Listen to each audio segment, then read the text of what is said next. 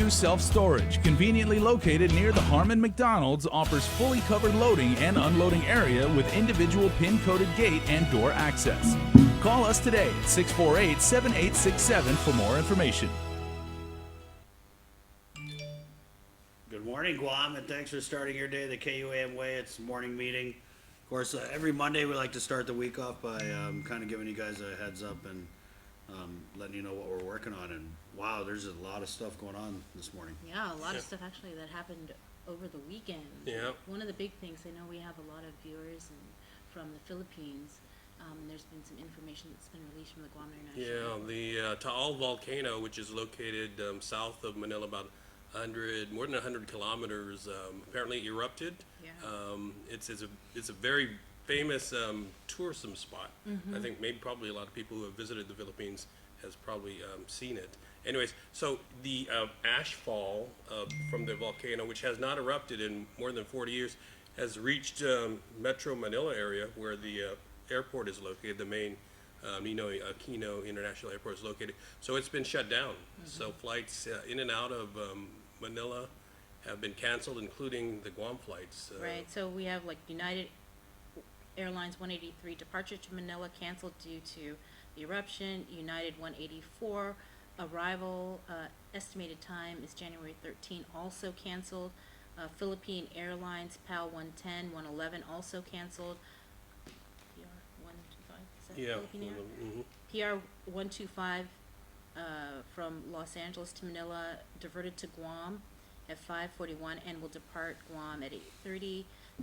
The PAL station manager advised Manila Airport anticipates to reopen at 12 o'clock Manila time, and that's from the Guam International Airport. We just got that minutes ago about the flights that are affected by the Taal Volcano. And it's created quite a stir over there. And I think you need to be careful about some of the social media pictures that you see, because a lot of it trolls are kind of photoshopping, and so it might be a little bit more exaggerated depending. So consider the source, check if it's a legitimate news organization that's posting. So just so you don't kind of extend the hysteria that's going on right now.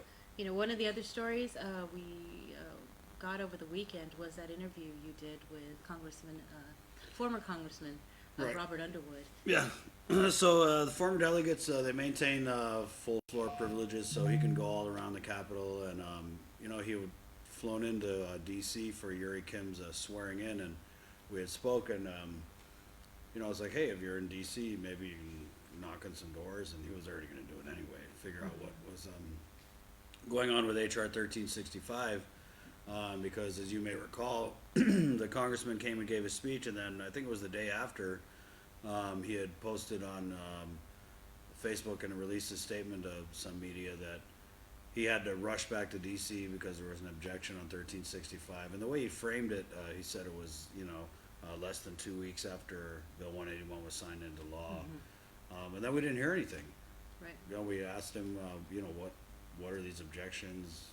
Please provide more information, and we got no response. So I think Underwood being out there was, work for us. We were able to get some information, and he said basically that the objections came from the Republican side of the aisle. And then he kind of pointed out that he felt it was interesting that Delegate Nicholas in his speech had really made a big effort to congratulate and thank the Republicans. And so Underwood, of course, was like, oh, that's a little ironic that he would do that, and then it was the Republicans who objected. Right, and the fact that he kind of alluded to that these objections weren't something that were sudden. Right.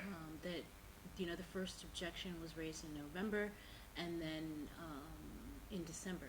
Right. And so they had way the amended, before 181 was signed into law. That's what Underwood was implying. And we interviewed Chief of Staff Tony Babauta, who's familiar also with Washington, having been a former Assistant Secretary for Interior, and he said it was not unusual, and his idea, and he doesn't know for sure, of course, he's speculating also, that a lot of it probably has to do with the members of Congress not being familiar with the Section 30, and just making it clear that we need to make it clear that it's not new money, that it's money that comes to Guam anyways, which we've been reporting on since the beginning anyways.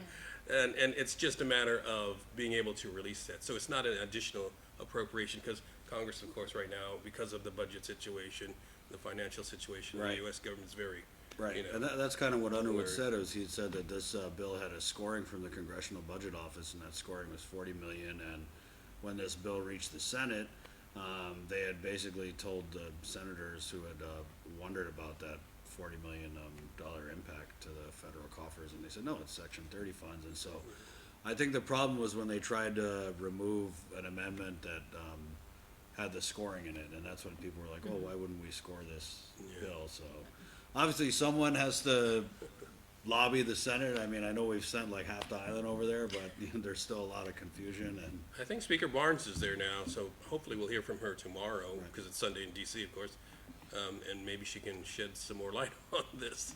But, you know, the governor's out on a limb. She said, end of this month, checks will be in the mail, so, you know. All right. Other Well- things, we're gonna follow up on the incident that happened at the Guam International Country Club golf course. That was just a crazy day. I mean, I came from another shoot and got a phone call, ran up there, called you, hey, I need you to come up. I wasn't even sure when you called me and you were like, yeah, there's a body floating in one of the lakes at the golf course. I just couldn't really. I couldn't either. That's why I Yeah. was like, let's go. Jason was with us and Right. Ken, and Yeah. we went up there, and you know, we started to see all this activity. The medics started coming Right, in, yeah. and then you know, you showed up. You got one of the golf carts, and were there. Right. So Yeah. It's really a tragic story. I mean, what we were able to glean from the staff at GICC was this was an elderly married Japanese couple who were here, obviously to golf, and I mean, wow, that just broke my heart on a Friday. So we don't know what happened, but Yeah. I mean, it's sad. yeah, I mean, I don't know if the guy fell in. Yeah, and if you're not familiar with that particular lake in golf course, and that's Guam International Country Club, it's pretty deep at the middle. It you know, tapers off like this, and there's a tarp around it, so it's very slippery. Right. Yeah. And I don't know, I haven't played there in a while, but I know at one point there was like those lifesavers attached to a rope, so that if someone does fall, you throw that out there and they can grab it. I don't know if that's still there. Hopefully it was, but you know, unfortunately they weren't able to use it. But yeah, that would be a very difficult situation if you fall in there, particularly if you're not, you know, really a good swimmer or whatever. And if you panic, I You mean, to could try to slip and, right. to try to get out of there would be very difficult. But you know, you I golf think. all the time. I mean, do you if you hit it into the water hazards? Are you supposed to go in and No. look at the ball? You just leave it. Some and- people and do. go. Even golf balls are You expensive. just curse your bad shot and put another one. But I mean, we don't Okay. know, I right? He don't could make light of he what could his happened. ball Yeah, could I have been wasn't sure like how on the you- edge of Yeah. the lake, and maybe he fell in, and then. Right. So we're just assuming that the wife had maybe tried to help him in some way, and then. she Yeah.